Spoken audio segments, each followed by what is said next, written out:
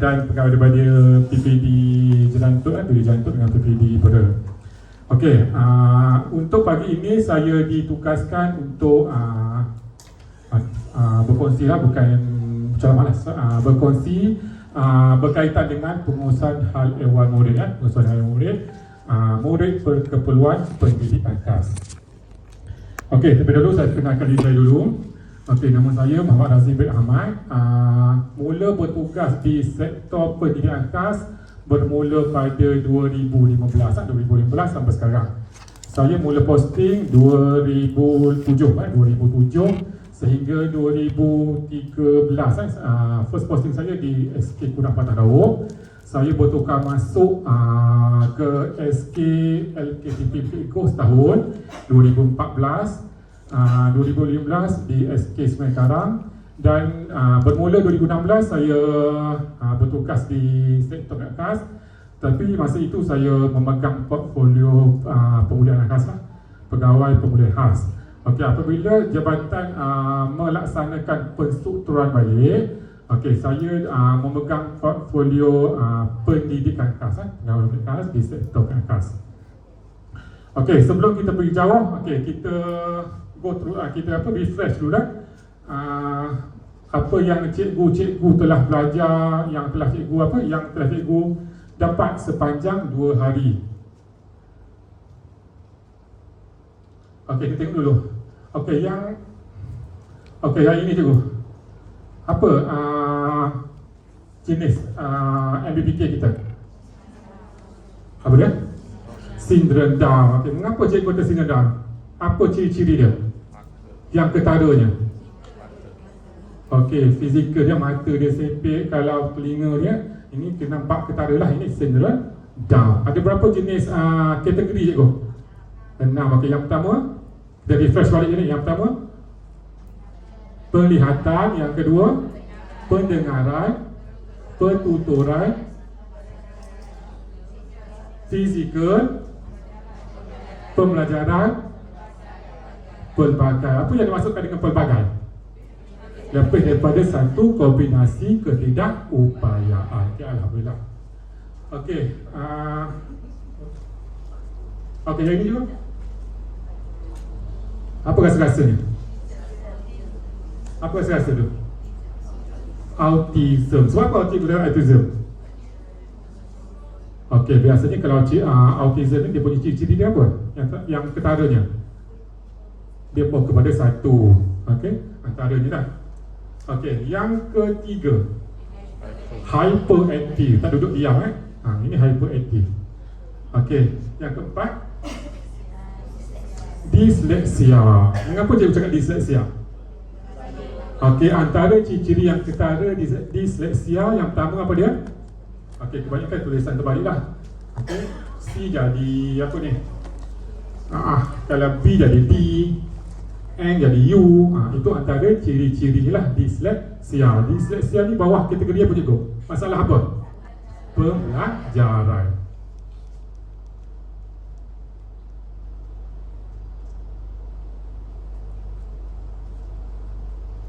Okey.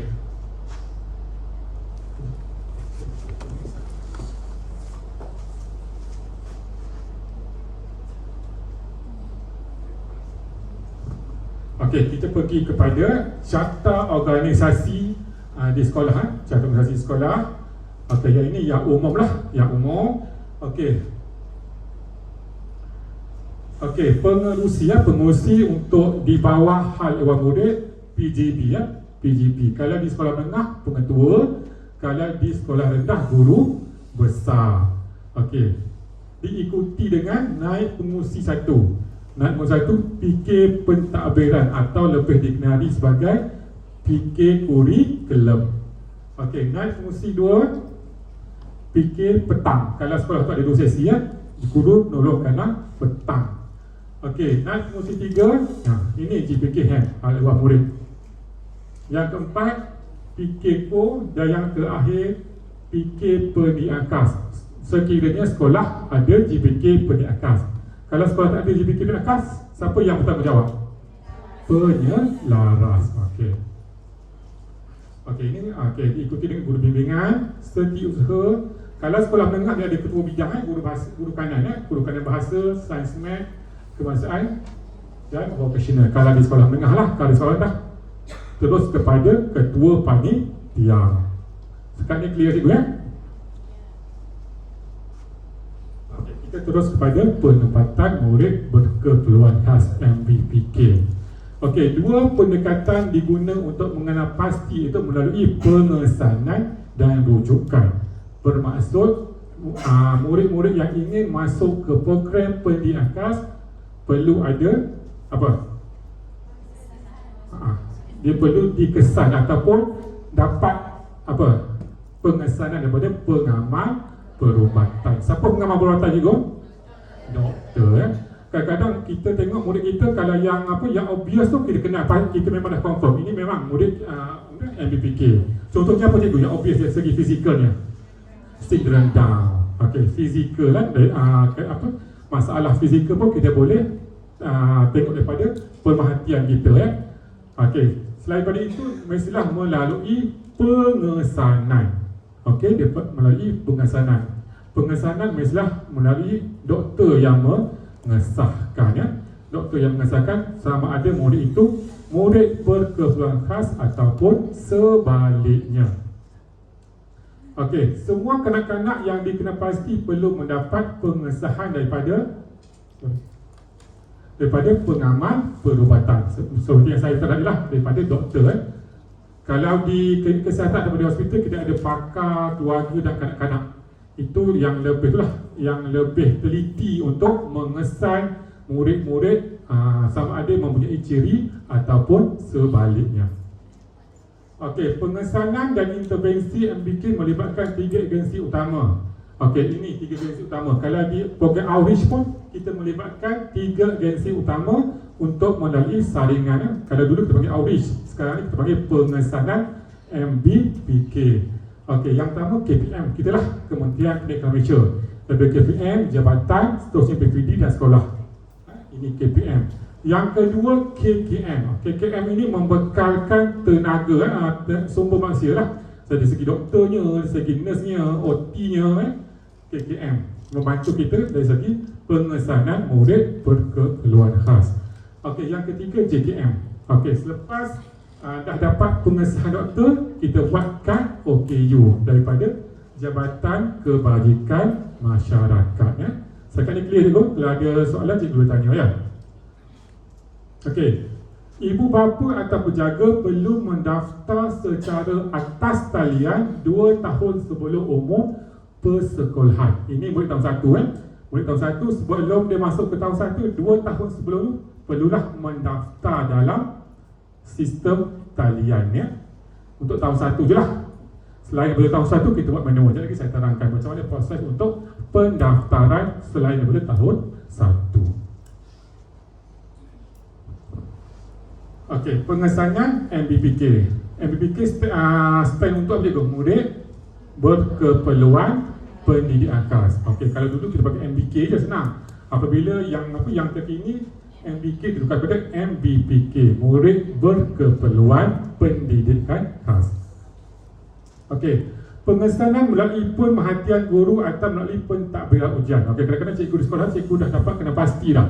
Okey, yang obvious. Biasa kalau di sekolah rendah, cikgu pemulihan, pengalaman saya di sekolah, saya mengajar pemulihan, kita dapat kena pasti dah.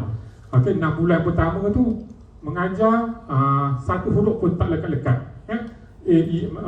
Mungkin huruf vokal pun kadang-kadang 6 bulan tak ingat-ingat. Itu kena ada salah satu cirinya, ciri-ciri daripada murid untuk ke program pendidikan khas. Okey, antara instrumen-instrumen yang digunakan, untuk kita mengenal pasti sama ada murid itu berkeperluan khas ataupun tidak, antaranya yang pertama senarai semak pengesanan SSP, singkatan dia SSP, perkembangan bayi kanak-kanak 0 hingga 6 tahun. Okey, ini untuk murid yang 0 hingga 6 tahun saja. 6 tahun ke bawah kita gunakan SSP untuk mengesan murid berkenaan sama ada MBPK atau sebaliknya. Ini untuk 6 tahun kita guna SSP ya. Senarai semak pengesanan perkembangan bayi untuk 6 tahun dan ke bawah. Okey, apabila murid itu berada di sekolah rendah, kita menggunakan instrumen senarai semak disleksia terbitan 2003. Biasanya guru pemulihan telah mahir untuk mentadbir RSD dengan IBM BDP. Ini untuk di sekolah rendah. Saya tak pasti di sekolah menengah. Biasanya kita akan kesan murid itu seawal di sekolah rendah. Apabila murid itu dah berada di menengah, kalau kita nak masuk dia ke program perakas agak terlalu lewat. Inilah peranan-peranan guru kalau di sekolah rendah, peranan guru pemulihan ataupun guru-guru tahun 1 lah, tahap 1 untuk mengenal pasti ciri yang ada pada murid, sama ada murid itu berkebutuhan khas ataupun tidak. Okey, yang ketiga, instrumen pengesanan murid bermasalah dalam pembelajaran terbitan 2010 atau singkatannya IPM-BDP. Ini untuk ujian pengesanan bagi peringkat rendah. Okey, ataupun yang terakhir, lain-lain instrumen yang dikeluarkan oleh KPM. Kalau ada instrumen yang cikgu rasa macam sesuai diguna pakai untuk anak murid cikgu boleh guna, tiada masalah.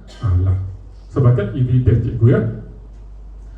Okey, sekolah yang tiada kemahiran boleh mendapatkan bantuan dari guru pendidik khas, sekolah berhampiran atau pegawai pusat perkhidmatan pendidik khas 3PK, KKM ataupun JKM. Sekiranya sekolah cikgu tak ada program khas, okey, cikgu boleh mendapatkan khidmat bantuan daripada guru yang berpengalaman daripada sekolah yang mempunyai program khas, ataupun cikgu boleh mendapat khidmat daripada pegawai 3PK. Kalau dulu nak dapat khidmat pegawai 3PK agak sukar sebab dia berada di bahagian pendidik khas. Sekarang ni selepas penstrukturan balik JPN, pegawai 3PK berada di sektor pendidik khas Jabatan Pendidikan Negeri Pahang. Sekiranya cikgu memerlukan khidmat, cikgu boleh buat surat kepada sektor, cikgu nyatakan apa yang masalah yang berada di sekolah cikgu lah untuk pengesanan awal. Setakat ni clear? Setakat ni? Ya.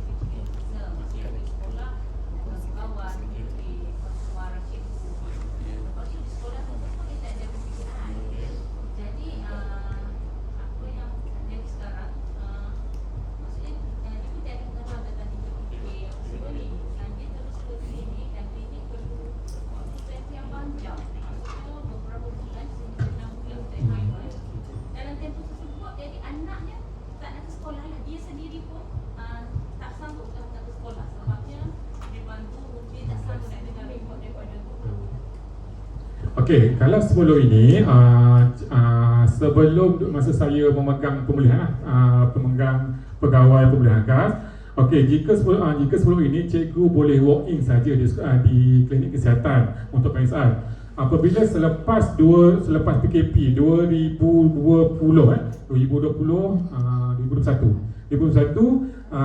cikgu mestilah melalui kepada PPD. Cikgu serahkan nama kepada PPD. Nanti PPD akan susun jadual dengan kesihatan yang berhampiran lah dengan doktor tersebut. Jika sebelum cikgu boleh walk in ke klinik sebab ada isu-isu yang sebenarnya ada isu lah. Parent pergi tanpa dokumen, parent pergi sebab yalah, doktor pun dia ada core business dia kan. Okey, selepas tahun 2021 saya rasa 2021 dah. Okey, sekiranya cikgu dapat kesan murid di sekolah cikgu mempunyai ciri-ciri untuk mendapatkan pengesahan OKU, cikgu boleh bagi nama kepada PPD, berhampiran lah, pegawai pemulihan khas. Cikgu boleh bagi nama ke dia, nanti dia akan susun jadual dengan klinik kesihatan yang berhampiran lah. Nanti klinik kesihatan akan bagi temu janji. Temu janji baru cikgu parent, biasanya parent akan bersama dengan guru yang mengajar murid biasa guru pemulihan lah. Sebab dalam masa sesi interview tu, doktor akan bertanya macam mana masalah di rumahnya, boleh menghadiri ke tidak. Dalam masa sama, doktor juga akan bertanya kepada guru yang mengajar di sekolah. Macam itulah. Ya, kalau tu cikgu bagi nama kepada PPD, nanti PPD akan susun temu janji dengan pegawai doktor yang berhampiran lah dengan kesihatan. Okey, yo?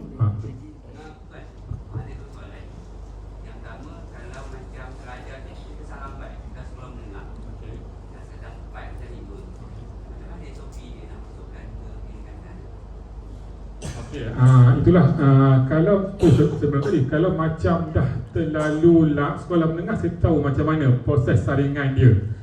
Cik Ana, kalau dah dapat kesan lambat sekolah menengah, kalau macam biasanya di sekolah rendah cikgu dah dapat kesan dah, pengalaman saya di masa mengajar kan. Kalau di sekolah menengah, okey.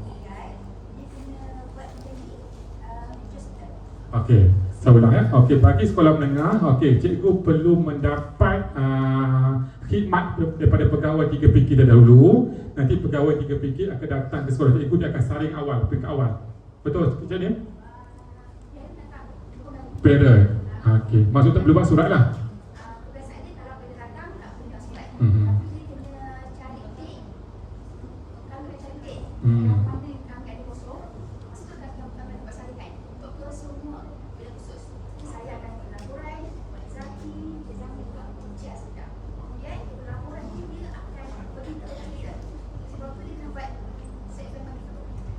Sama macam proses sekolah rendah lah. Okay. Tapi kalau macam sekolah menengah, saya rasa macam dah agak lambat lah, agak lambat. Biasanya cikgu sekolah rendah memang dah kesan awal, melainkan parent tak bersetuju. Biasa parent tak bersetuju untuk menempatkan anak dia ke PPKI. Baru terbuka hati.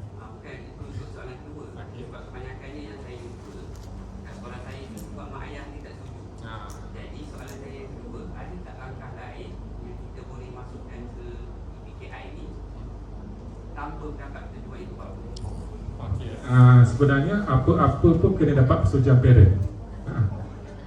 Tapi tak apa, kalau macam cikgu dah tu, okey, cikgu pujuk supaya pergi pemeriksaan, dapatkan kad OKU. Okey, kalau parent tak nak masuk murid berkenaan kepada PPKI, tak apa, cikgu boleh inklusifkan penuh maksudnya. Tetapi keistimewaan pemegang kad OKU tu ada, ni saya terang apa keistimewaan dia. Boleh, tak masalah. Nanti saya terangkan sekejap lagi. Setakat ni clear tak Sigo sekarang ni? Okey, ini antara contoh. Contoh. Ini SSP lah, dia punya cover depan SSP, dan ini ISD, dan ini IMBTK. Biasanya cikgu di sekolah rendah memang dah berkemahiran, dah expert untuk mentadbir ISD, SSP, ISD dan ni masalah pembelajaran. Biasa cikgu sekolah rendah memang dah berkemahiran mentadbir. Okey, soalnya kita pergi yang pentinglah penempatan murid berkeperluan pendidikan khas.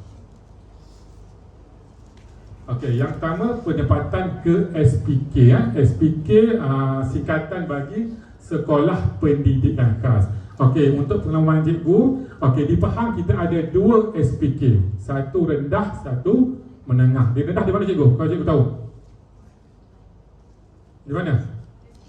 SKPK, Sekolah Kebangsaan Pendidikan Khas yang berada di IM2. Itu untuk rendah. Dia menawarkan untuk masalah pendengaran, dan masa sama dia ada juga masalah LD dan learning disability, masalah pembelajaran.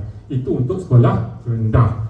Okey, untuk sekolah menengah kita ada di SMPKV, Sekolah Menengah Pendidikan Khas Vocational Kuantan di Kampung Padang. Kita ada 2, satu di SKPK Kuantan, satu di SMPKV. Okey, untuk pengajar cikgu juga, SPK ni berada di bawah bahagian pendidikan khas. Dia ditadbir terus daripada bahagian terus ke sekolah. Kalau macam kita melalui jabatan, bagi SPK, SKPK dan SMPKV dia direct terus daripada bahagian. gurunya, muridnya, bantuannya semua direct daripada bahagian pendidikan khas. Dia tak melalui Jabatan Pendidikan Negeri. Okay, clear juga? Okey, seterusnya JPN bertanggungjawab menguruskan penempatan dan pertukaran MPPK di sekolah rendah pendidikan khas, manakala BPKAS singkatan bagi bahagian pendidikan khas. BPKAS pula bertanggungjawab menguruskan penempatan pertukaran MPPK ke sekolah menengah pendidikan khas. Jika sebelum ini, okey, penempatan murid SKPK dan SMPKV diurus direct oleh bahagian pendidikan khas. Okey, selepas 2-3 tahun belakang ini, BPKAS menurunkan kuasa penempatan bagi sekolah rendah saja. Sekolah rendah melalui jabatan. Hanya sekolah menengah saja direct melalui bahagian. Clear cikgu? Sekolah rendah saja diturunkan kuasa kepada jabatan untuk penempatan murid. Manakala sekolah menengah still lagi melalui bahagian pendidikan khas. Okey, seterusnya pendapatan ke program pendidikan inklusif. Inklusif ada berapa cikgu inklusif? Ada berapa cikgu inklusif? Dua. Yang pertama inklusif separa dan inklusif penuh. Okey, alhamdulillah. Okey, PPI stand pada program pendidikan inklusif. Okey, PPI boleh dilaksanakan di semua sekolah dan dijalankan secara inklusif penuh atau inklusif separa. MPPK gunaan dicadangkan untuk PPI adalah apabila dikenal pasti. Okey, yang pertama, melepasi tahap penilaian menggunakan instrumen yang ditetapkan oleh KPM. Okey, yang pertama, kalau cikgu nak inklusifkan murid tersebut, cikgu perlu membuat penilaian dahulu. Membuat penilaian dulu. Sekiranya penilaian tersebut ni ada capaian-capaian dia, melepasi capaian, cikgu boleh inklusifkan murid tersebut. Jika tidak, masuk ke PPKI baiklah. Itu yang pertama lah, syarat dia mestilah membuat penilaian terlebih dahulu kepada murid berkenaan. Adakah tiap tahun nak buat penilaian cikgu? Tahun ni buat, tahun depan buat, perlu ke? Hanya sekali saja.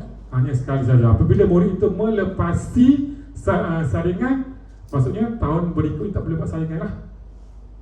Itu yang pertama. Sekiranya murid yang cikgu saring tak lepas, tahun depan kena buat lagi tak? Okey, yang tak lepas saja yang kena buat penilaian balik. Yang dah melepasi tak perlu, hanya sekali saja. Clear cikgu? Okey, seterusnya umur MPPK hendaklah mengikut kohort umur murid di arus perdana atau tambahan 1 tahun saja daripada umur murid di arus perdana. Maksudnya dia hanya lebih setahun je.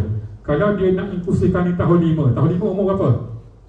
11. Okey, MPPK boleh sampai 12 tahun.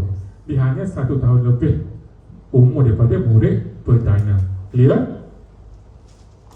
Okey, yang ketiga, MPPK yang ditempatkan ke dalam PPI perlu menjalani tempoh percubaan maksimum 3 bulan. Okey, MPPK yang tidak sesuai di kelas PPI akan ditempatkan kembali ke kelas PPKR. Okey, dalam tempoh 3 bulan tu cikgu akan tengok cikgu akan tengok bagaimana tingkah lakunya, sosial emosinya, ya, dalam tempoh 3 bulan itu. Selepas 3 bulan, cikgu biasa tidak akan bersidang pada, akan buat satu perjumpaan. Cikgu akan mencadangkan adakah murid ini sesuai diinklusifkan ataupun sebaliknya. Kalau tak sesuai, kita balik semula kepada PPKR. Kalau sesuai, kita inklusifkan murid berkenaan. Setakat ini jelas? Okey. Okay, saya laju sangat. Tak Okey, seterusnya penempatan MPPK di PPI perlu mengambil kira perkara-perkara berikut. Okey, cikgu kena tengok balik untuk cikgu inklusifkan seseorang MPPK. Okey, yang pertama, saiz kelas ayam perdana yang menjalankan PPI sebaik-baiknya mempunyai bilangan murid kurang daripada 35 orang. Sebaik-baiknya kurang daripada 35 orang. Kalau boleh kelas yang kecil lah, kelas yang bersaiz kurang muridnya, untuk kita sesuaikan murid kita dengan murid perdana. Takut murid kita terkejut pula ramai. Biasa dalam kelas PPKI hanya berapa? 8 orang je. Apabila berada di kelas inklusif penuh 35. takut terkejut murid kita. Kalau boleh, biarlah murid itu dalam lingkungan 35 dan ke bawah. Okey, yang kedua, MVPK ditempatkan di PPI tidak lebih daripada 5 orang. Okey, maksudnya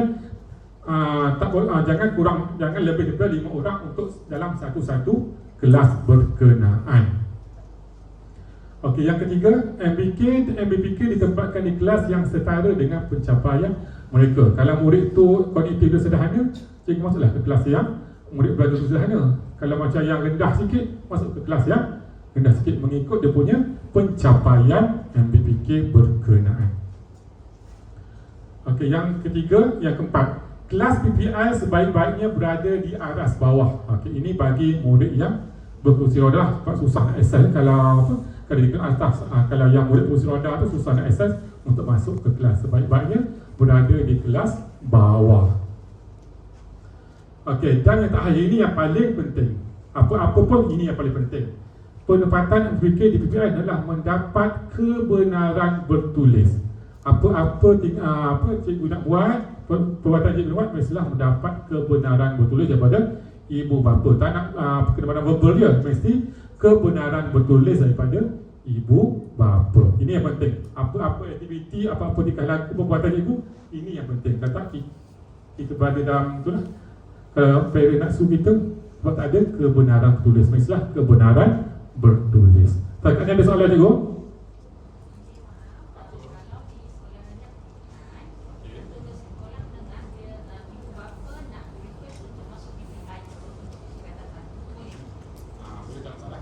Kena ikut proses-proses itu. Proses itu macam biasa lah.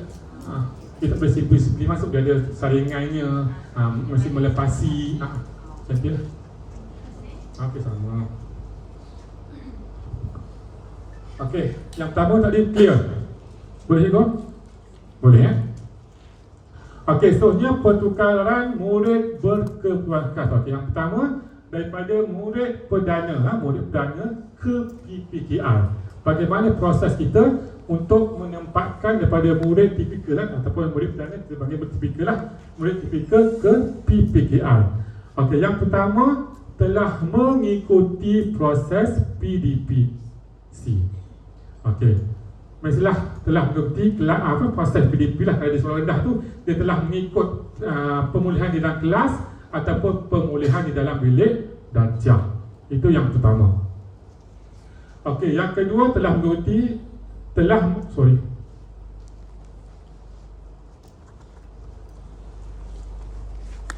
yang kedua telah mengikuti proses pemulihan seperti saya katakan tadi lah. Dia telah mengikuti proses. Kalau di sekolah rendah tu kita ada program pemulihan khas, program pemulihan khas yang ditakbir oleh guru pemulihan khas. Dia telah menjalankan proses pemulihan di dalam, kalau yang tak ada kelas pemulihan tu, pemulihan di dalam bilik darjah. Okey, yang ketiga berdasarkan keputusan saringan instrumen saringan disleksia SD dan instrumen pengesanan murid bermasalah dalam pembelajaran. Cikgu dah belajar proses PDP, dah masuk ke kelas pemulihan, cikgu dah takbir menggunakan ASD dan IMPDP. Ini proses dia lah. Okey, selepas tiga-tiga ni proses telah dijalankan, yang terakhir disahkan oleh pengamal perubatan dan mempunyai kad OKU. Okey, sekiranya murid cikgu tak ada kad OKU, boleh tak masuk ke program PAKAS? Boleh tak? Dia hanya ada laporan doktor sahaja. Boleh tak? Dia tak ada kad OKU tapi dia ada laporan doktor sahaja. Boleh tak dia masuk ke program pendidik AKAS? Boleh ke tak boleh? Siapa kata boleh? Kadang-kadang siapa kata boleh? Yang lain tak boleh Okey, sebenarnya boleh. Tetapi dia tidak mendapat keistimewaan pemegang kad OKU. Okey, walaupun murid itu tak ada kad OKU, dia boleh belajar ke kelas PPKI, tetapi dia tidak boleh mendapat semua keistimewaan oleh pemegang kad OKU. Jelas? Okey, MVPK daripada Pusat Pemulihan dalam Komuniti PDK perlu mendapat sokongan bertulis daripada penyelia PDK. Kalau daripada PDK nak masuk ke PPKI, dia perlu ada laporan bertulis sikit lah daripada penyelia PDK. PDK tu pusat dalam komuniti. Setakat ni clear? Yang ISD tu memang disaring oleh cikgu. Okay, biasanya kalau di sekolah rendah, guru pemulihan lah. Guru pemulihan ni memang dah orang kata dah expert lah, dah terror untuk menyaring murid menggunakan ISD dan IMPDP. Sekolah menengah cikgu boleh mendapat bantuan daripada, kalau sekolah yang ada program, cikgu boleh menggunakan khidmat bantuan daripada cikgu PPKI. Kalau sekolah yang ada program, cikgu boleh minta daripada sekolah yang sekitar yang ada program lah. Biasanya begitulah. Maksudnya ISD tu memang dah kita dah dapatkan instrumen tu daripada. Kalau cikgu download pun ada ISD, instrumen ada. Instrumen sains sosial. Cikgu PPKI pun ada ISD. Cikgu boleh dapatkan. Kalau tak ada, cikgu Google je ada ISD. Setakat ni clear?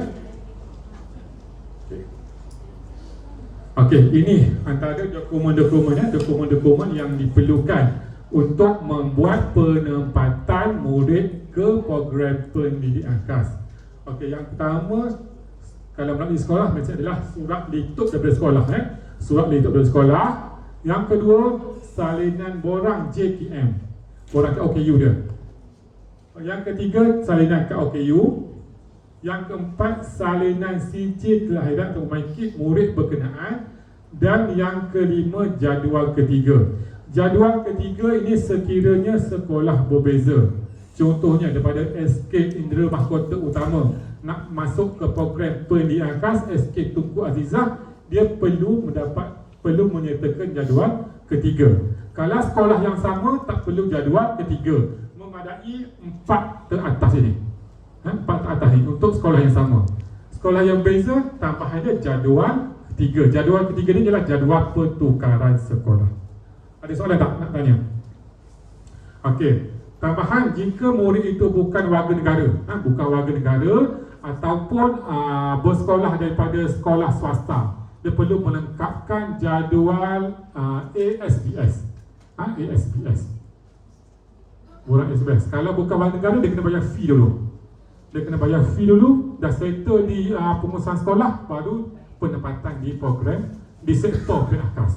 Itu untuk bukan warga negara dan yang sebelum ini bersekolah di sekolah swasta, sekolah agama, sekolah pondok, dia kena lengkapkan jadual ASBS dan settle di sektor pengurusan sekolah dululah. Kalau di Kedah lah, kalau di Menengah lah, dah settle di sektor sekolah, barulah buat penempatan di sektor pendidikan khas.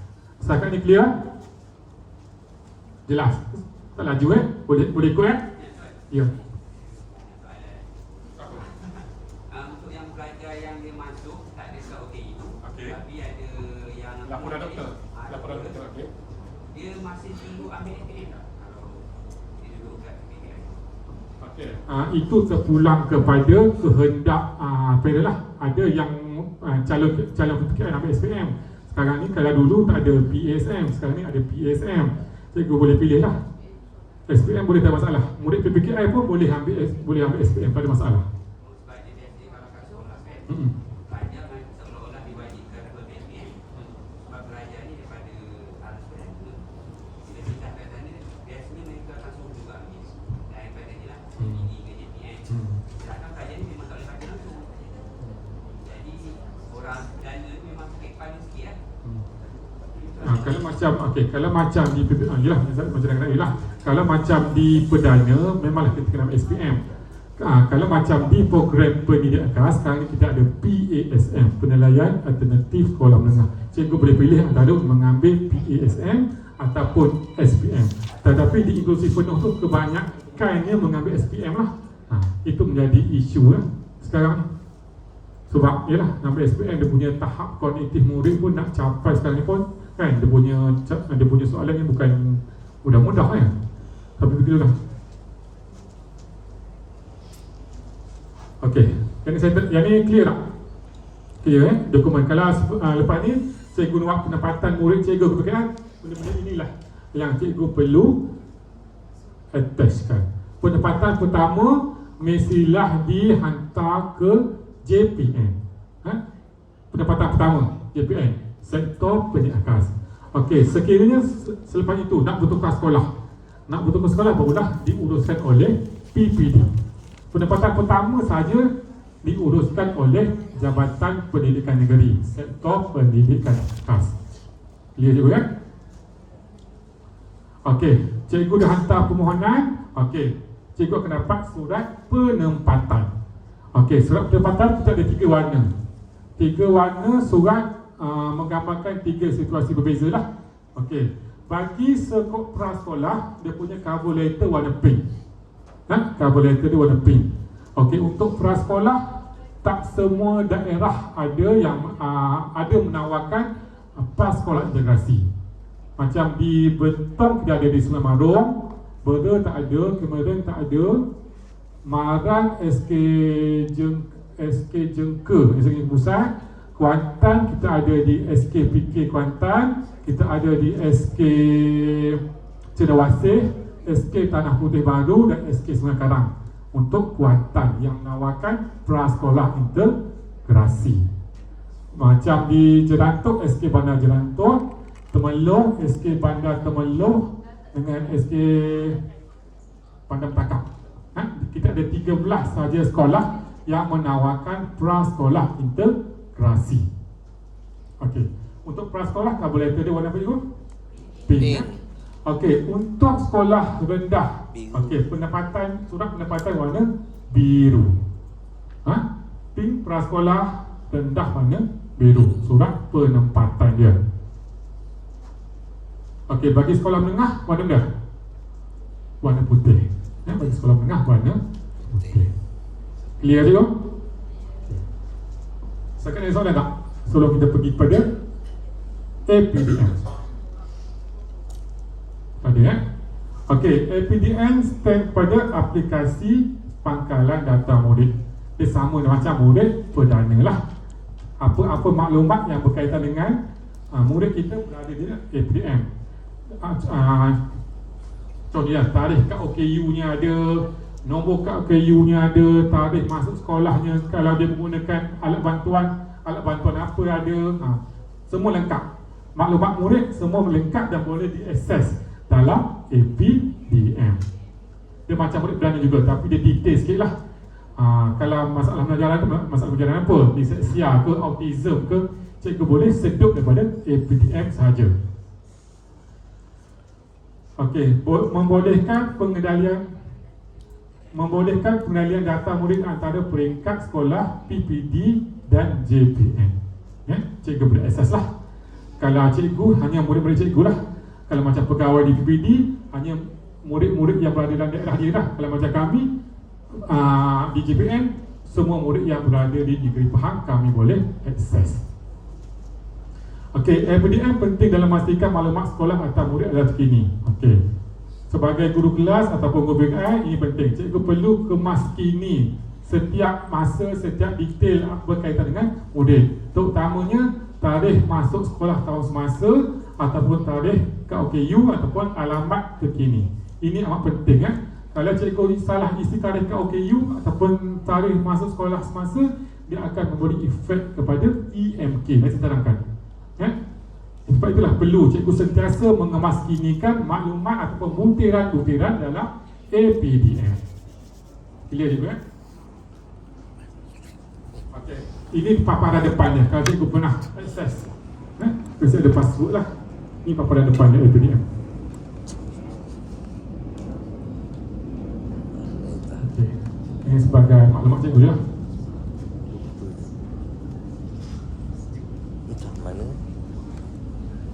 Okey, APDM clear? Okey, seterusnya kita bagi pada SSDM. Okey, SSDM adalah sistem salah laku display murid.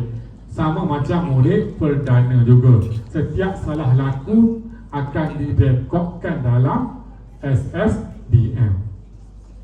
Okey, bertujuan untuk merekod salah laku murid di seluruh Malaysia dengan capaian yang mudah dan berkesan. Proses dia sama macam murid perdana yang lain lah.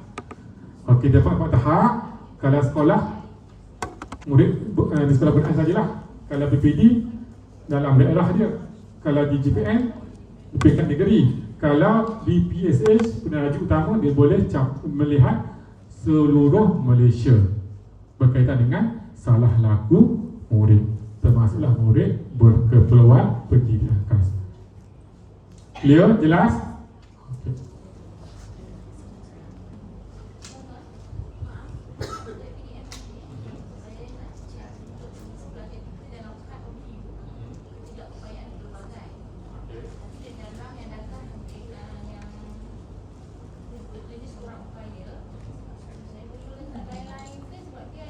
Ada pilihan tak?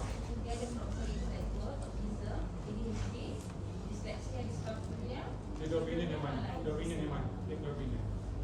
Sebenarnya dia tak ada masalah, dia baru masuk kerja baru, dia masalah yang apa saya cuba halusinasi. Jadi dalam kat OKU ni adalah kurang ketidakupayaan pelbagai. Jadi kalau nak buat masalah pembelajaran spesifik disleksia dyscalculia, dia sangat bagus, dia boleh. Boleh layan. Itulah yang sebab memang belajar kan. Ada pilihan kan? Sekarang ada pilihan.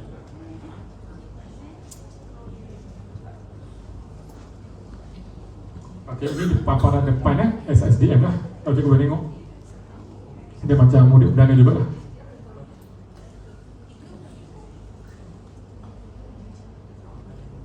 Okey, APDM clear, SSDM clear, clear tak cikgu?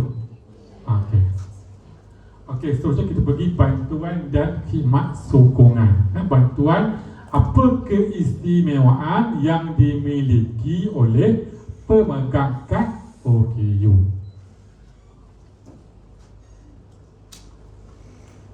Okey, yang pertama. Okey, elang murid berkeperluan pendidikan khas. Kalau dulu kita pakai EMK, sekarang ni kita panjang sikit, EMBPK. Okey, berapa sebulan cikgu? 150 sebulan kali dengan 12 bulan dapat berapa setahun? 1,800, dibayar sebanyak 2 kali, fasa pertama dan fasa kedua, 900. Tetapi dia mengikut jugalah tarikh kad OKU dia ataupun tarikh masuk sekolah tahun semasa. Sebab itulah saya kata kembas dalam APDM tu amat penting, sebab dia akan memberi efek kepada EMK. Kalau cikgu salah tagging, dia akan bawa kesan kepada pembayaran EMK tu.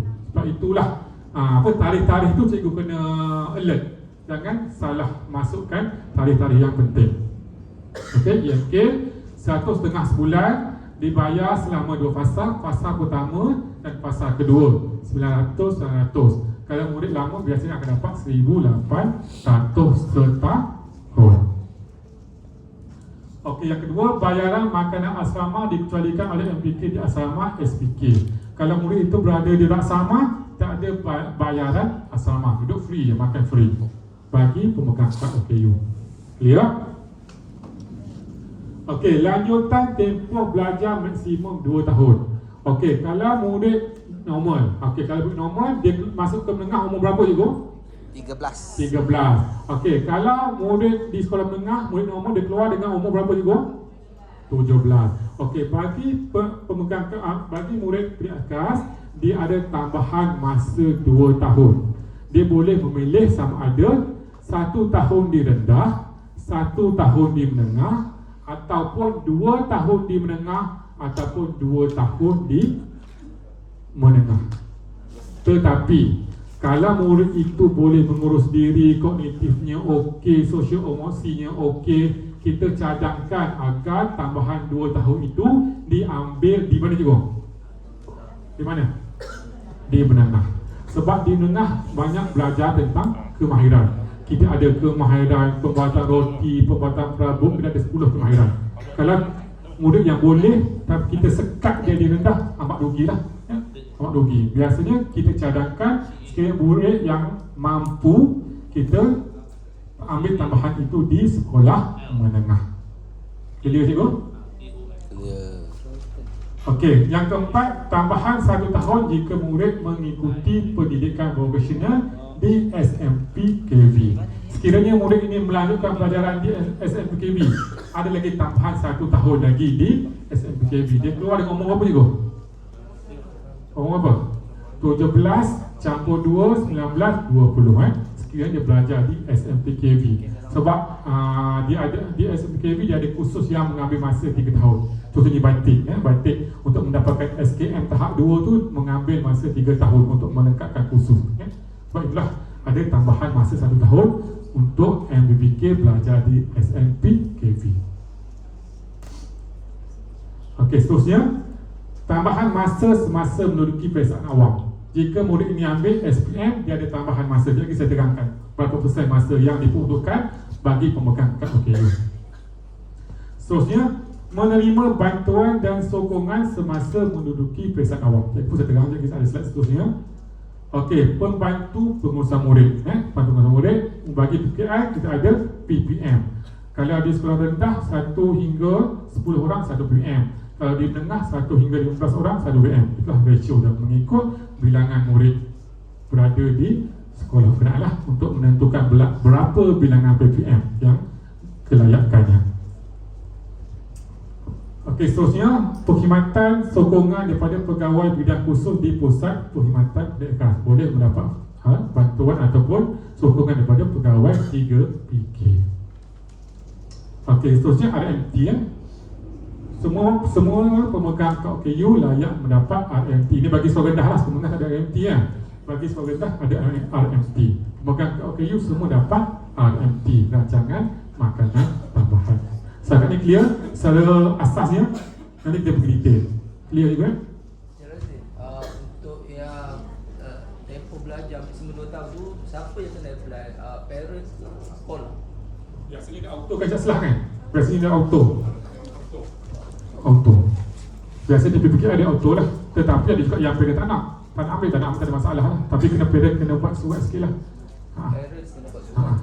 Biasanya parent akan ambil 2 tahun tu.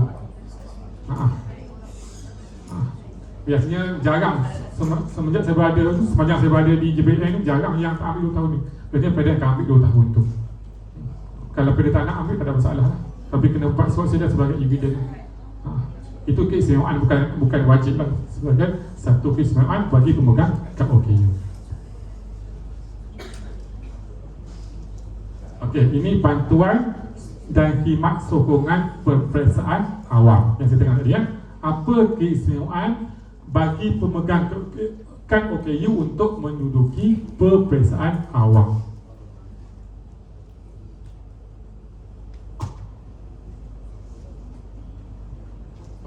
Ini kita pergi dulu kategori calon lah.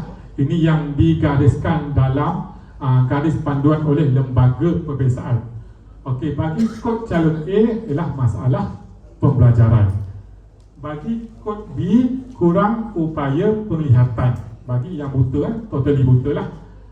Okey, C kurang upaya pelbagai. D kurang upaya pertuturan. B kurang upaya pendengaran. R kurang upaya penglihatan rabun. Dia ada sisa-sisa nampak sikit. Kalau macam B ni dia totally buta lah. Dia beza antara, itulah beza antara B dengan R. R ni rabun je lah. Okey, dan F kurang upaya fizikal. Ini kod-kod dalam peperiksaan lah.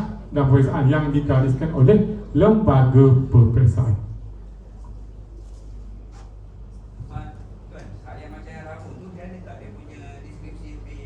Ada.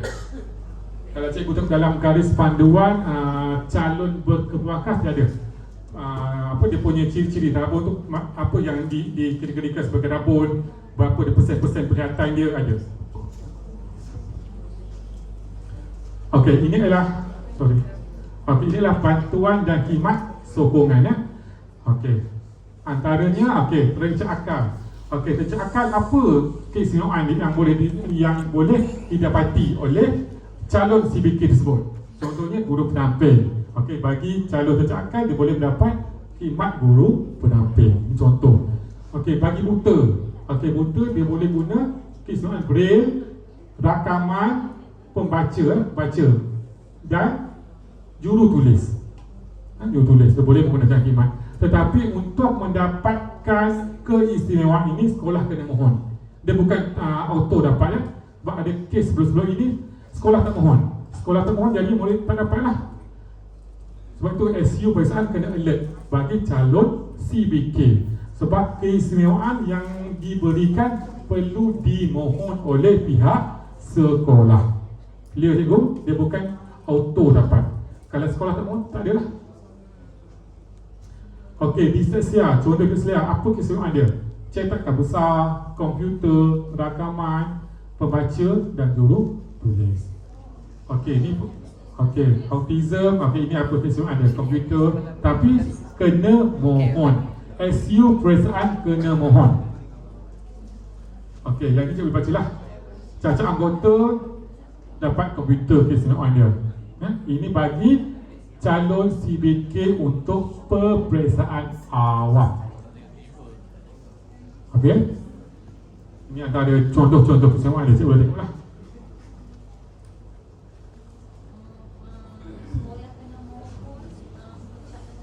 Ya. Okey, biasanya sektor penyelaian dan peperiksaan JPN dia ada borang khusus. Borang khusus akan bagi pada sekolah, tetapi SU peperiksaan tu kena alert lah. Contohnya SPM tahun 2020 dia kena alert. Ada tak calon CBK di sekolah dia? Okey, kalau ada, apa kategori dia? Okey, kalau macam kategori autism, apa keistimewaan yang boleh? Kena mohon. Dia bukan total auto dapat. Kalau sekolah tak mohon tak dapat. Sebab itulah SU peperiksaan kena alert dengan calon CBK. Ya, peperiksaan awam. Okey. Okey. Dia SU peperiksaan memang tugas dia lah untuk daftarkan semua dari CBK ini. Tapi kita sebagai guru tingkat khas dan kita dah maklum benda ni, kita kena kadang-kadang kita kena maklumkan juga pada SU peperiksaan. Sebab SU peperiksaan kadang-kadang guru kelas perdana dia tak tahu sebab itu yang berlaku kes yang tak mohon. Bila tak mohon, penjaga yang tahu tentang dasar ini, dia buat komplain. Dia buat komplain terus kepada kementerian. Kenapa anak dia tak dapat kemudahan ini? Jadi yang itu kita sebagai guru tingkat kita kena alert lah benda ni. Cikgu kena maklumkan pada SU peperiksaan kalau ada calon CBK. Kadang-kadang calon CBK itu duduk di arus perdana. Duduk di arus perdana. Dan cikgu pun biasanya kalau di sekolah yang ada PPTI, yang ada guru tingkat khas, EMK elong murid pun cikgu tingkat khas yang buat biasanya yang akan daftarkan. So kita lebih alert dengan murid sebab calon pemegang kad OKU, murid PPI penuh ni masih lagi di bawah tanggungjawab kita. Di bawah tanggungjawab kita.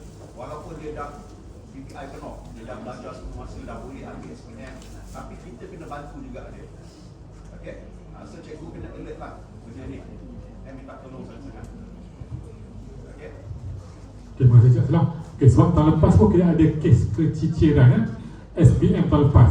SU peperiksaan tak mohon, dia tak perasan pun ada calon CBK di sekolahnya. Parent mengadu juga lah di peringkat kami. Sebab anak dia tak dapat keistimewaan bagi calon CBK. Sebab itulah saya terang tadi SU peperiksaan kalau cikgu pun kena alert tentang calon CBK. Sebab dia bukan dapat secara auto, dia kena mohon. Okey, kita lihat calon CBK. Okey, calon berkeperluan khas ialah calon yang memerlukan perkhidmatan, peralatan serta perisian khas dalam peperiksaan. Okey, ketua pengawas adalah memastikan semua keperluan ini disediakan oleh pihak sekolah berdasarkan permohonan. Okey, sekolah yang mohon dengan SPP JPN. Pihak sekolah dan ibu bapa penjaga telah diperlakukan oleh JPN. Tadi saya dah terangkan kategori calon CBK. Ada pengajaran, ada buta, ada rabun, pelbagai, pertuturan, pendengaran dan fizikal. Jadi maksudnya kalau macam untuk tulisan braille tu, sekolah akan tersediakan tak? Bukan, sekolah mohon. Sekolah mohon. Yang tu sebab dia tanya. Sekolah mohon, nanti SPP yang akan sediakan. Sektor penilaian peperiksaan. Bukan pihak sekolah yang sediakan macam kat depan ni. Sebab macam kita macam apa, macam di Panglima Perang memang dia ada braille. Macam sekolah yang menawarkan penglihatan memang ada braille. Tak ada masalah lah, sekolah ada. Maksud sekarang kalau yang sekolah yang tak ada, dia boleh mohon. Kalau sekolah yang dah ada, tak ada masalah lah. Macam di Panglima Perang memang kita ada program penglihatan, memang dia ada braille lah, memang belajar braille di situ.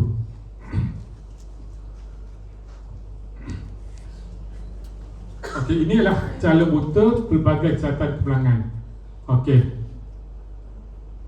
kalau paper itu 1 jam atau kurang hingga 1 jam, masa tambahan ialah 30 minit. Okey, jika paper itu lebih 1 jam 30 minit hingga 2 jam 30 minit, masa tambahan adalah 1 jam. Okey, bagi paper lebih 2 jam 30 minit, masa tambahan yang dapat adalah 1 jam 30 minit. Ini bagi calon buta pelbagai kecacatan dan kemalangan. Dalam kurungan ialah masa tambahan yang diberikan oleh lembaga peperiksaan lah. Okey, bagi calon ketidakupayaan pendengaran, dalam masa dalam musim pekat lah. Okey, 25% daripada masa yang diperuntukkan bagi setiap kertas peperiksaan. Jika kertas itu 1 jam, masa tambahan adalah 15 minit. Jika paper itu 1 jam 15 minit, masa tambahan adalah 20 minit. Jika paper itu 1 jam 20 minit, masa tambahan 20 minit.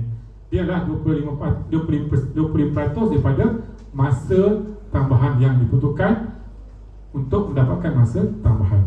Dalam kurungan ialah masa tambahan. Kalau 2 jam 20 minit, tambah 20 minit.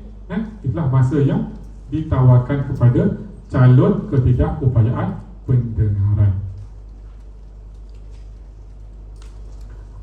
Okey, ini dia punya proses proses untuk CBK, calon berkeperluan khas. Okey, yang pertama, step yang pertama, guru kena pasti calon dari awal sebelum pendaftaran. Peperiksaan, cikgu-cikgu boleh bantulah. Biasanya kursi penuh ni, cikgu kena pasti dulu. Tahun itu ada tak calon CBK di sekolah cikgu? Kena pasti dulu. Okey, dah kena pasti, daftarkan calon mengikut kategori CBK.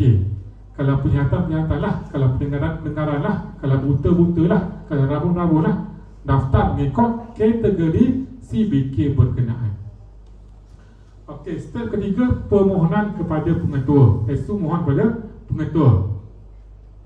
Okey, lepas itu sediakan bilik khas pasangan daripada calon biasa. Biasanya untuk CBK ni ada bilik khas lah. Bilik khas dia tak campur dengan murid-murid perdana yang lain.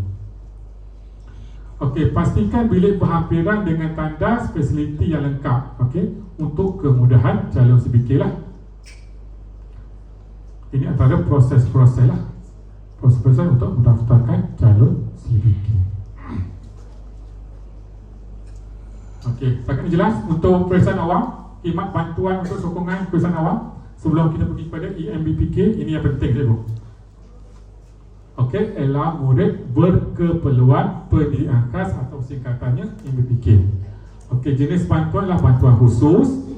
Okey, diperkenalkan pada tahun 2015. 2015 diberikan kepada murid OKU yang bersekolah pada peringkat prasekolah, sekolah rendah, sekolah menengah, termasuk pelajar di kolej vocational dan matrikulasi yang memiliki OKU.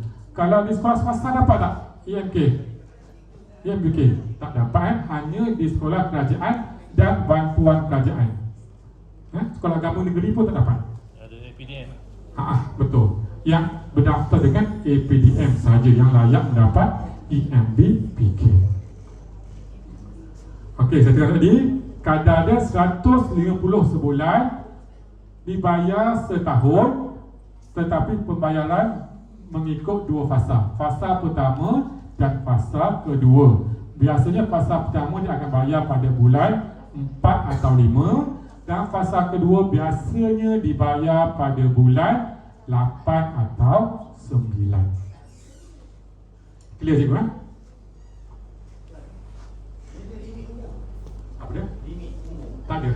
dia berada dalam sistem KPM. Tak ada. Dia daripada prasekolah sampailah di kalau di vocational lah, kalau fungsi lah.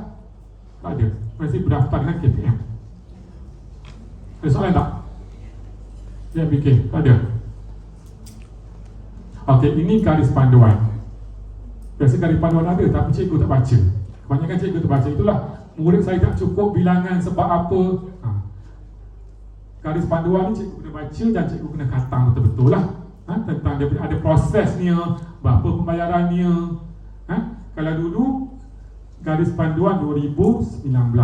Yang terkini setakat ini kita guna garis panduan pembayaran IMK 2021. Ini setakat ni yang terkini. Saya guna hadam lah, saya guna baca. Sebab kalau duit ni sangat sensitif lah parent, melibatkan kewangan sangat sensitif lah parent. Tak cukup sebulan pun parent mistake. Yelah, bab duit ni, sebab tu dah saya guna alert dengan tarikh. Itulah tarikh kat OKU, tarikh masuk kuartal masa kena alert dan kena betul. Kalau cikgu usi salah akan memberi kesan kepada pembayaran EMB PK. Okey. Kalau cikgu tak ada, cikgu boleh download. Cikgu Google garis panduan pengurusan elang murid berkeperluan tahun 2001. Yang ini kita guna tentang untuk menguruskan EMBK. Setakat hari inilah. Kalau ada yang terkini saya akan maklumkan kemudian.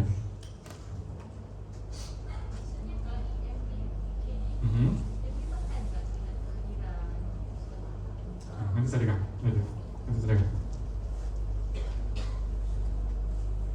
Okey, ini SPK ya. SPK tu untuk apa cikgu? Kalau punya khas kan?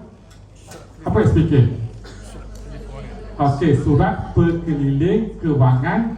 Okey, SPK surat perkeliling kewangan bilangan 2 tahun 2018 yang menggariskan tentang pengurusan EMB PK. Kalau cikgu tak ada, cikgu download. Cikgu guna buat dalam sekolah cikgu ada satu kan, faham kan? Kan cikgu sisipkan untuk EMK, cikgu download SPK ni sebagai garis panduan ataupun cikgu rujuk senang. Bilangan 2 tahun 2018 tentang pembayaran EMB PK. Okey, kita pergi detail dalam EMK EMB PK. Ini cikgu guna dengar betul-betul, sebab penting ni. Okey, yang pertama MBPK warga negara Malaysia. Hanya warga negara Malaysia saja yang layak dapat EMBPK. Sekiranya dia bukan warga negara, dia tidak layak mendapat EMBPK. Okey, yang kedua, MBPK prasekolah hingga tingkatan 6 di sekolah kerajaan, sekolah bantuan kerajaan, kolej vocational, sekolah menengah teknik. Semua pemegang kad OKU, tak kiralah di inklusif penuh ke, inklusif setara ke, PPKI ke, yang ada pemegang kad OKU layak mendapat EMK daripada prasekolah sampailah tingkatan 6. Clear? Okey, yang ketiga, MBPK di kolej matrikulasi. Okey. Yang keempat, MBPK yang mengikuti pembelajaran di Institusi Latihan Kemahiran Awam ILKA, Institusi Latihan Kemahiran Swasta ILKS dan dibayari penuh oleh Kementerian Pendidikan Malaysia KPM. Belajar di matri ataupun ILA, ILS pun layak mendapat EMK. Yang penting dia mestilah pemegang kad OKU. Okey. Terusnya yang kelima, tidak menerima elam OKU beasiswa bantuan kebajikan daripada mana-mana agensi kerajaan atau peruntukan bukan kerajaan. Dia kena terima satu saja. Kalau one off tu tak ada masalah. Yang terima bulan-bulan ni, dia kena pilih satu je. One off tak ada masalah. Tak ada masalah. Tapi yang kita baca dia ni, biasanya parent akan memilih EMB PK sebab nilai EMB PK tu lebih besar daripada bantuan lain lah. Okey, yang keenam, memiliki kad OKU yang dikeluarkan oleh JKM. Ini yang penting. Mestilah ada kad OKU. Okey, yang ini perubahan dasar tadi. Sebab sebelum ini wang pun tak dapat. Sebelum ini dia boleh murid boleh memilih antara KUAM ataupun EMBBK. Tapi sirkular baru telah dikeluarkan pada tahun lepas Sirkular baru telah dikeluarkan pada tahun lepas. Perubahan asas kelayakan murid bantuan kumpulan wang amanah KUAM mulai tahun 2001, suratnya bertarikh 24 Mac. Okey, ini dia punya rujukan suratnya. Okey, terdapat beberapa perubahan dasar pada asas kelayakan murid bagi bantuan KUAM. Sebab sebelum tahun 2001 parent hanya boleh memilih salah satu saja. Kalau dia pilih KUAM, tidak dapat EMBK. Selepas sirkular baru dikeluarkan pada tahun lepas, terdapat beberapa perubahan, tapi dia kena baca bersama dengan garis panduan EMK dengan SPK. Dia baca sekali. Okey, klausa 2 klausa 2 cikgu baca. Kalau cikgu tak ada, cikgu boleh download dia punya ni. Perubahan asal kan cikgu boleh download, cikgu boleh simpan. Klausa 2 menyatakan murid berkeperluan khas ataupun murid kurang upaya yang telah menerima elang murid berkeperluan khas EMK, duduk EMK adalah layak dipertimbangkan untuk menerima bantuan jika memenuhi syarat asas kelayakan menerima bantuan KUAM. Cikgu baca. Cikgu baca sekali. Apa dia ada syarat-syarat dia. Apa dia punya isi rumah, berapa pendapatannya dia boleh terima, dua-dua lah. Tapi kena baca sekali dengan SPK bilangan dia lah, SPK yang EMK tadi. Clear cikgu?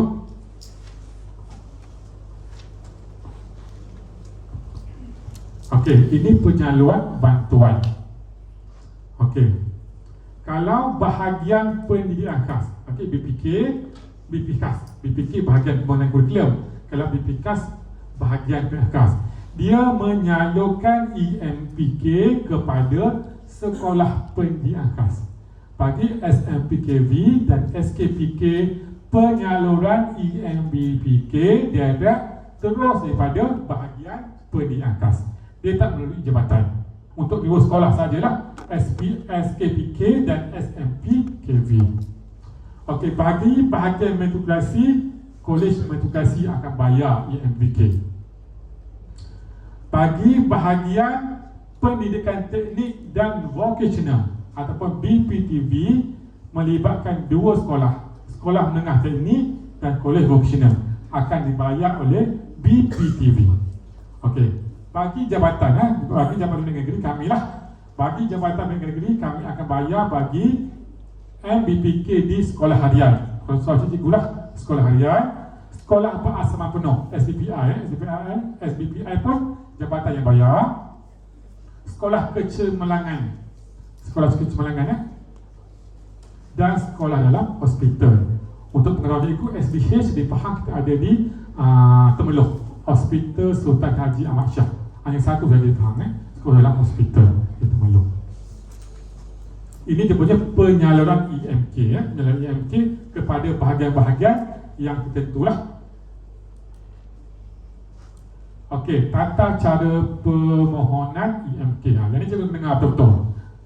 Sebab ada yang tercicir. Setiap tahun ada dia yang tercicir EMK. Jadi cikgu kena dengar, cikgu kena faham, cikgu kena katam betul-betul.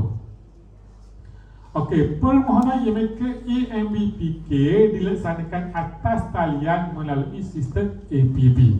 APB itu apa cikgu? APB itu apa? Sistem untuk apa? Aplikasi pengurusan bantuan. Okey, EMK ni dimohon melalui APB.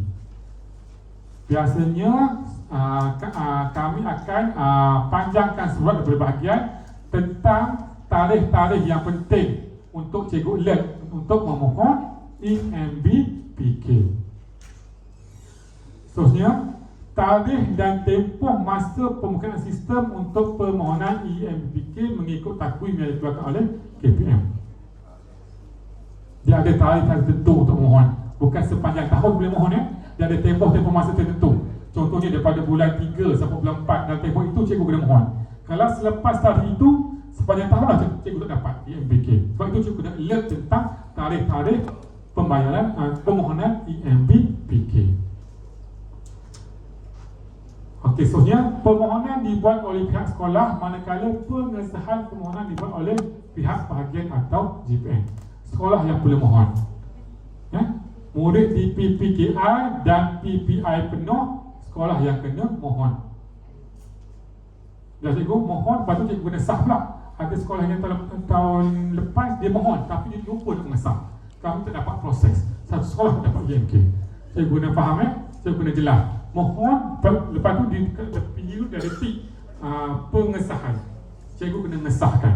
Kalau cikgu tak tik situ, dia tak akan proses. JPN tahu je Razif kalau kita tak sah kan? Kami hanya dapat detail tu je. Biasanya kami by PPD yang lebih nampak lah sekolah mana yang tu. Macam kami di JPN, kami hanya dapat, contohnya PPD Bora. Semua 40 sekolah yang tak sah. Jadi boleh hubungi juga Boleh hubungi PPD. PPD boleh go through by sekolah. Macam kami by PPD saja. Kami tak boleh detail by sekolah. Maksudnya tarik-tarik ni penting. Sebab Kalau risau yang pengambilan baru ni ramai kan, takut tercecer juga. Sebab itulah IMBK ni kena alert. Sebab bak duit ni cikgu guna itulah sebab dia sensitif. Ya, tarik-tarik tu sensitif. Mohon dan perlu mengesah. Kalau cikgu mohon, cikgu tak mengesah, dia tak akan dapat baca ada permohonan cikgu itu. Macam tahun lepas, satu sekolah tak dapat mohon. Tak dapat. Bayarlah pengetua berapa. Yang tu kena penting lah, IMK tu. Cikgu kena alert lah. Okey, permohonan IMBPK dilaksanakan satu sesi sahaja. Mohon sekali je, setahun sekali je. Cuma pembayaran saja dibayar 2 kali. Ya, permohonan sekali. Biasanya dia akan tempoh sebulan. Tempoh sebulan untuk cikgu memohon IMBPK. Terusnya, MBPK yang memperolehi kad OKU bertarikh selepas tarikh tutup permohonan secara dalam talian atau MBPK yang memulakan persekolahan selepas tarikh tutup permohonan secara dalam talian tidak akan dibayar per tahun semasa. Contohnya, sistem APP tutup pada bulan 4. Tutup bulan 4, 30 bulan 4 contohnya. Murid itu dapat kad OKU bulan 5. Maksudnya selepas tarikh tutup permohonan, murid tersebut tidak akan dapat IMBK selama setahun. Ya? Maksudnya dia dapat kad OKU selepas saya tutup. Ya, maksudnya kita dapat setahun dia dapat. Tahun depan pula baru mohon IMBPK. Lihat tu, dia bukan sepanjang masa dia ada tarikh, dia ada tempoh masa tertentu untuk memohon IMBPK. Oh, tak dapat yang baru ni. Soalan tak? IMK. Mana permohonan tu kena buat setiap tahun Ya betul, setiap tahun dia kena mohon setiap tahun. Ya, maksudnya kami akan edarkan surat permohonan itu kepada PPD dan sekolah lah. Dengan takwim sekali. Takwim tu cikgu dah baca lah. Kalau cikgu dah baca pun takwim tu. Itu yang menyebabkan keciciran IMBK. Jadi kami akan hantar surat dan takwim. Permohonan IMBK adalah setiap tahun. Bukan sekali je ya. Setiap tahun kena mohon IMBK. Sebab itulah tarikh tu penting. Tarikh kad OKU, tarikh masuk sekolah semasa kena betul. Kalau cikgu salah isi tahun, salah isi bulan, sebab dia total, dia auto kira. Sistem tu dia akan auto kira. Ada yang dapat 10 bulan, ada yang dapat 8 bulan. Kalau cikgu salah isi, ya, Cik Zati. Ya, betul. Dia setiap tahun dia kena mohon. Ya. Faham Cik Zati? Okey, clear sangat ni. Bukan sekali setiap tahun kena mohon. Berdasarkan kepada takwim. Sebab itu cikgu kena alert dengan tarikh-tarikh takwim tu. Kalau cikgu terlepas takwim, anak murid itu supaya tahu nak dapat IMK 1,800. Cikgu bayarlah. Bakat-bakatlah dengan pengetua bayar. Okey, clear?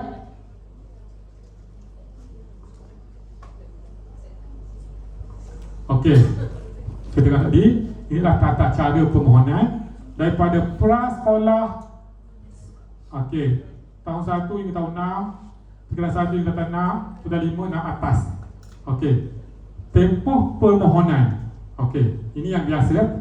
Tempoh permohonan pertengahan Mac hingga April. Ini biasalah takwim, tapi dia berdasarkan takwim juga, takwim sekolahan, ya. Biasanya tempoh permohonan bermula pada Mac hingga April tahun semasa. Ini untuk prasekolah sampailah tingkatan 6 atas. Dia bagi 6 bawah, 6 rendah sebab dia masuk lewat. Biasanya permohonan bermula awal Julai hingga pertengahan Julai. Ini untuk 6 rendah. 6 rendah sebulan dia bertempoh. Awal Julai hingga jumlah dia okey. Kalau dia masuk bulan 7, kira 7, 8, 9, 10, 12. Amount dia 150 tu sama. Sama je, betul. Sama je. Cuma yang membezakannya bulan lah kelayakan dia.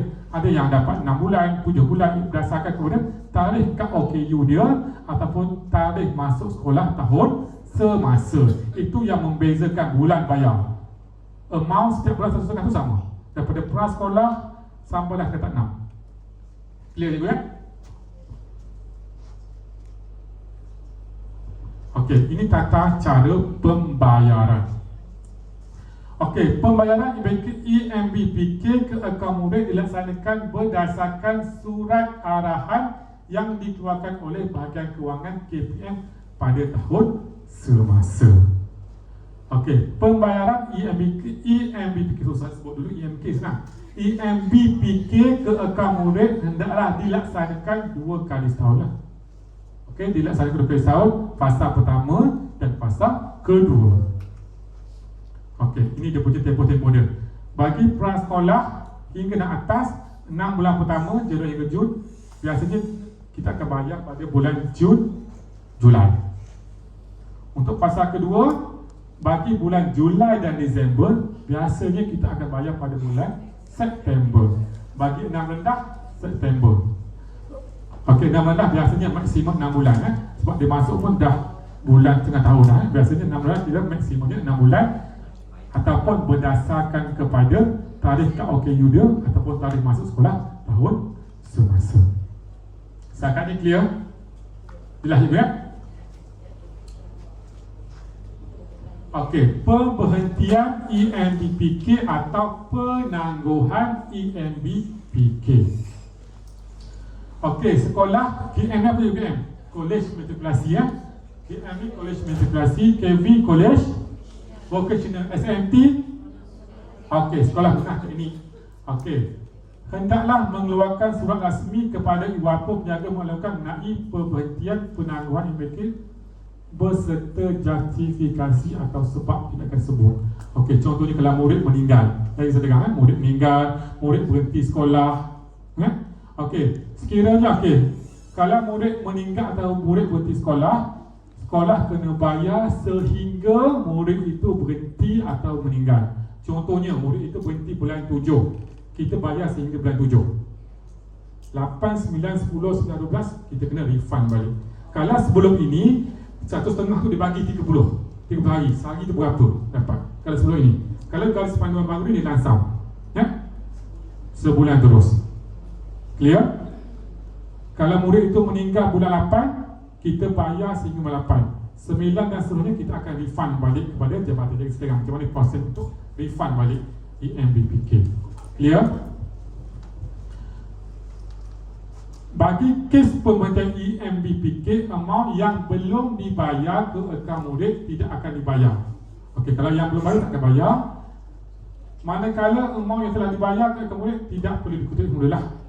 Ya, kalau dah masuk dah. Sebab sebelum ni dah masuk nak kutip balik tu payah.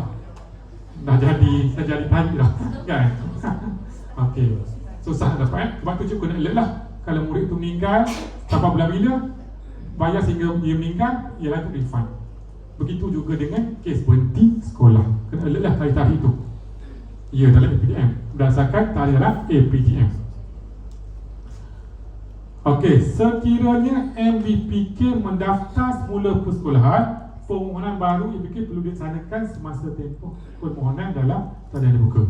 Kalau dia berhenti sekolah, okey, dia kena mohon balik MBPK tu. Kalau selepas tarikh tutup permohonan tu tidak dapatlah setahun tu, ya, bagi yang berhenti sekolah, dia kena mohon balik. Bukan dia sambung, dia kena mohon permohonan baru untuk EMBPK. Clear? Okey, bagi kes penangguhan EMPK, amount yang belum dibayar ke akaun murid tidak akan dibayar lagi kepada murid tersebutlah yang menangguh. Okey, manakala amount yang telah dibayar ke akaun murid tidak perlu dikutip semula. Kalau sebelum ni kena kutip balik. Kalau garis pada lama tu kena kutip balik. Walaupun sebulan-sebulan kena kutip balik. Tapi yang garis panduan baru ni dia longgarkan sikit. Tak boleh dikutip semula lah. Pembayaran allowance hanya akan disambung semula daripada tarikh MBPK tersebut menyambung pengajian persekolahan. Dia akan sambung selepas murid itu menyambung semula pengajian. Ini sekiranya kes itu kes penangguhan EMBPK.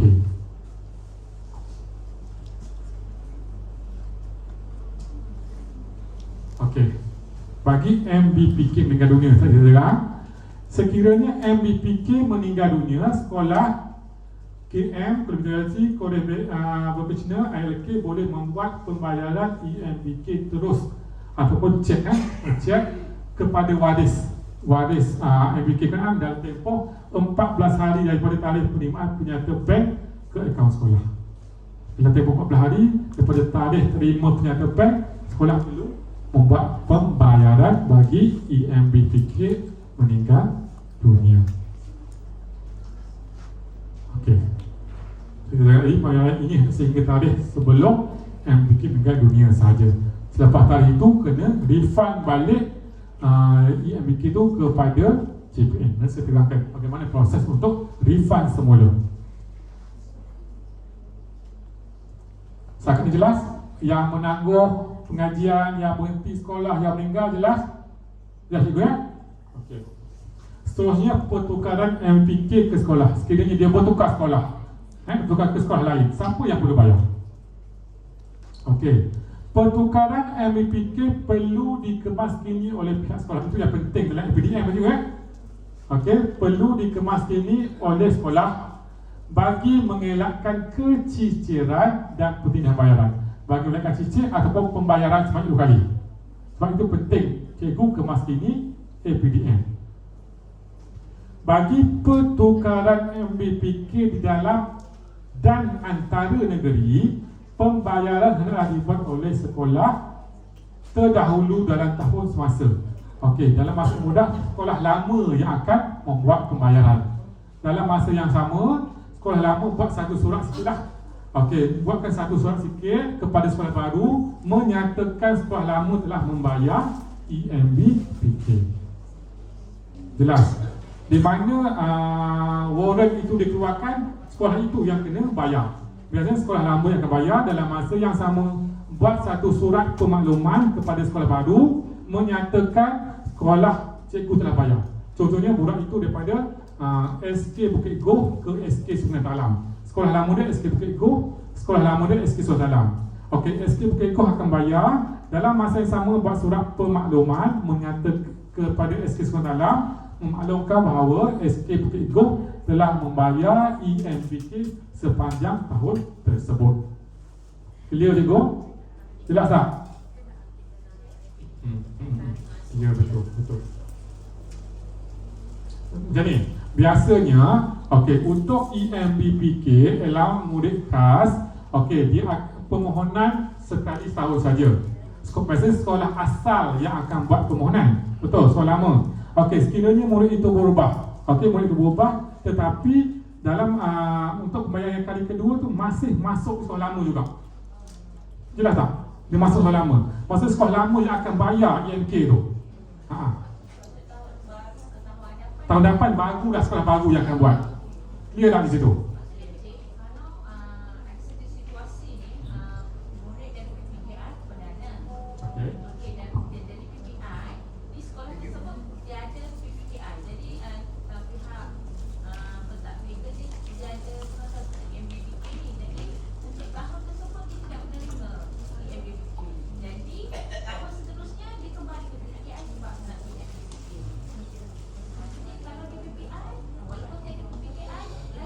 Okey, untuk EMBK semua pemegang kad OKU semua pemegang kad OKU layak mendapat EMBK. Tak kisahlah dia di PPI penuh ke, PPI separa ke, PPKI ke, asalkan dia ada kad OKU, dia layak mendapat EMBK. Syarat utamanya memiliki kad OKU dan warga negara Malaysia, itu yang utama untuk melayakkan dapat EMBK. Jelas cikgu? Sebab dia ke sekolah, kalau kita ke sekolah, tapi sekolah tersebut yang tidak membuat permohonan. Jadi kita balik ke sekolah lama. Siapa yang mohon? Biasa sekolah lama yang mohon kan? Untuk yang tahun semasa tu sekolah lama. Jadi maksudnya tahun yang dia berpindah ke sekolah. Maksudnya sekolah untuk tahun kedua, sekolah baru pula yang mohon.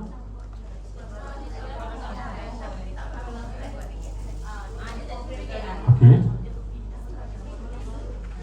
Okey, budak tu. Oh, maksud terlepas pengisian lah, terlepas permohonan. Ha? Tu. Tak dapat. Kasar sikit. Asalkan dia Baju elang. betul. Yang pemegang Kasar OKU, sikit. bahasanya kalau sekolah yang tiada PKI, dia akan latih guru bantuan. Guru bantuan. Macam kuam, beasiswa. Masih. Biasanya kita akan biasanya JPKM dah maklum. Cuma mungkin kita lepas di situ lah. Lepas situ. Biasanya kalau sekolah yang tiada program, JPKM yang akan JPKM bersama dengan kalau sekolah kita ada lantik guru bantuan. Guru bantuan yang beasiswa, yang kuat, itu yang akan memohon EMBK tu. Tapi kena alert lah dengan tarikh-tarikh itu. Clear juga? Jelas tak? Okey.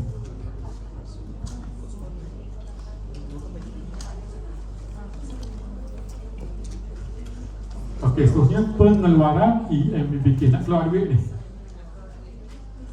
Okey, pihak sekolah KM, KB tidak perlu menyimpan kad. Kalau sebelum ni sekolah yang menyimpan kad, dia menyekat nak keluar duit. Itulah pedal bising. Okey.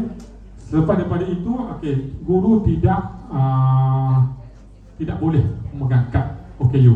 Jika sebelum ini guru yang pegang, sekolah yang pegang kad OKU, nak keluar kena isi borang berapa amount nak keluar. Okey. Yang kekini, yang sekolah tidak perlu menyimpan kad akaun, kad ATM yang merupakan penerima EMBK. Maksudnya parent yang pegang. Tetapi cikgu boleh kontrol lah, di mana pengeluaran itu nak beli apa, cikgu boleh kontrol lah dari peringkat dalaman. Okey, seterusnya pengeluaran wad EMBK adalah tidak tertakluk kepada had jumlah pengeluaran tertentu. Dia had nak keluar berapa.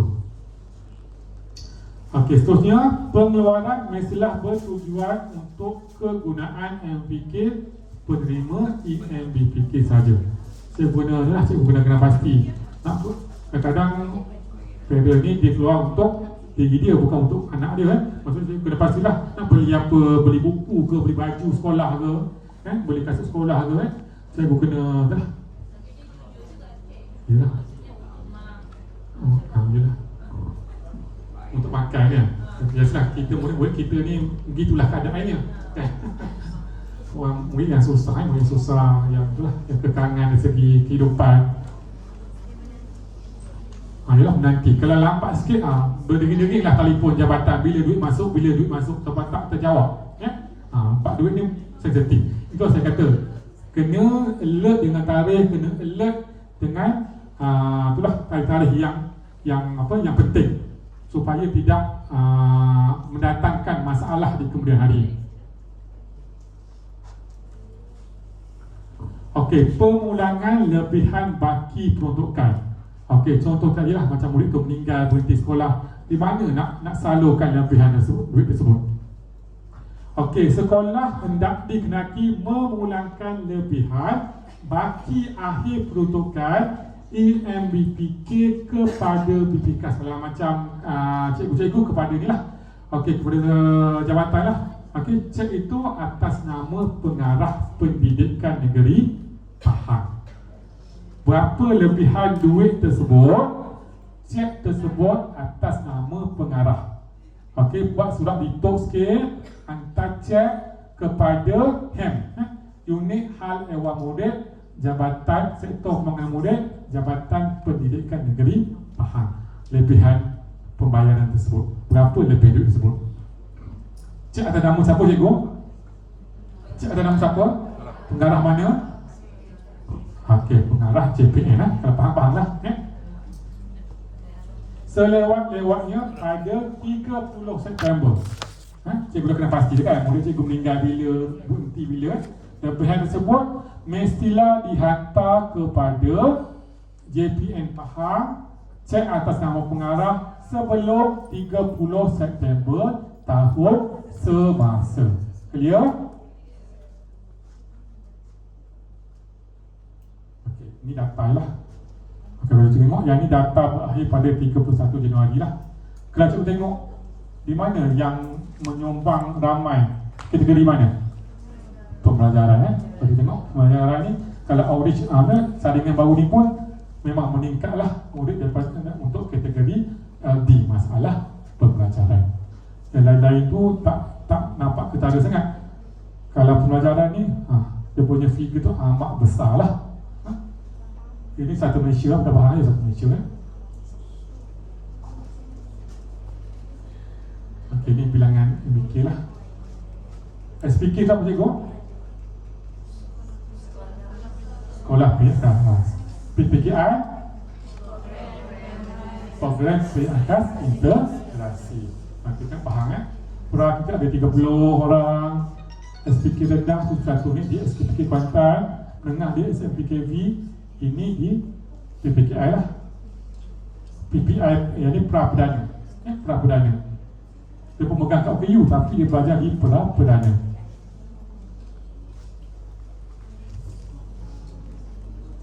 Okey, ini taburan sekolah kita lah.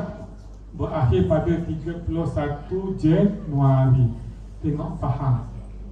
Kita ada SPK 2, PPKI kita ada 243, PPI kita ada 268. Ini data berakhir 31 Januari.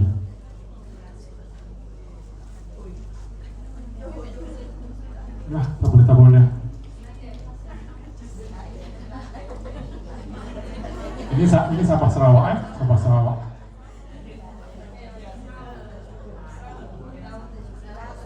Ini Sabah Sarawak lah, dia punya taburan dia berakhir 31 Januari. Okey, itu saja. Ada soalan tak cikgu tanya?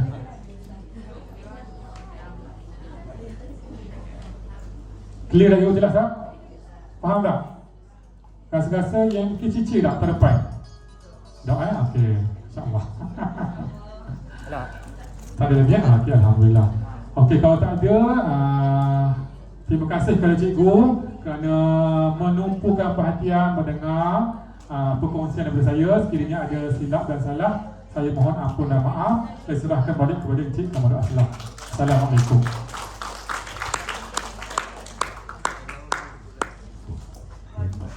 Tepukkan untuk Cik Razif.